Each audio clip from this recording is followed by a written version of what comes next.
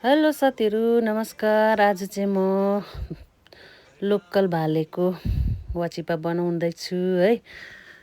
अनि यसरी भालेलाई चाहिँ पोल्नुपर्ने हुन्छ। पोलेर चाहिँ यसको सबै कुरा फर्स्टको भुत्ला चाहिँ सबै फालेको, अनि यो सेकेन्ड यो चाहिँ लास्टको हो। यसलाई चाहिँ मजाले छान्नुपर्छ। हेर्नुहोस् है, अन्त यतिको भइसक्यो है। यो चाहिँ वाचिपामा लाउनुको लागि हो। यो चाहिँ तिते हो। अनि मैले यहाँ चाहिँ कर्ची मर्ची काटेको छु है। यहाँनिर अदुवा, लसुन, अनि टमाटर, प्याज, अनि यहाँ अघिको तिते चाहिँ निकै हाल्दा पनि हुन्छ, जति लाउनु इच्छा छ त्यति। अनि यहाँ चामल अघि भिजाएर राखेको छु। यो चाहिँ बस्तीको चामल हो। अनि मैले तेल तताएँ फर्स्टमा, अर्ग्यानिक चुलामा मजाले। हेर्नुहोस् है। अनि जिरा फुराएँ अलिकति है। अनि अघिको अदुवा, लसुन, टमाटर लगाउँदैछु।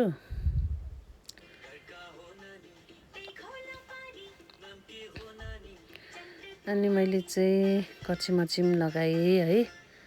अनि निकै बेरसम्म पकाउनु पर्ने हुन्छ यसलाई चाहिँ मजाले भुटेर है।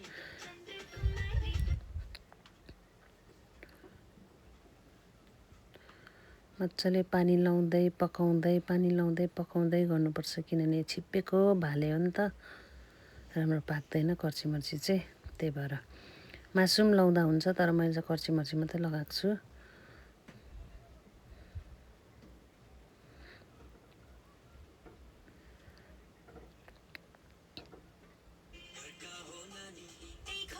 यतिको भइसकेको छ मासु, मजाले कर्ची मर्ची यसरी पाकिसकेको छ है।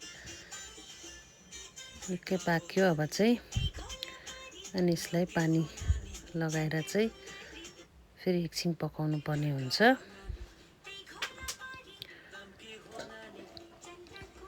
अब चाहिँ म यो अघि भिजाएको चामल लगाउँदैछु। मजाले भिजेको छ। अनि यसलाई मजाले चलाउनु पर्ने हुन्छ है। अन्त चाहिँ अघिको तितेलाई पनि लगाएँ मैले।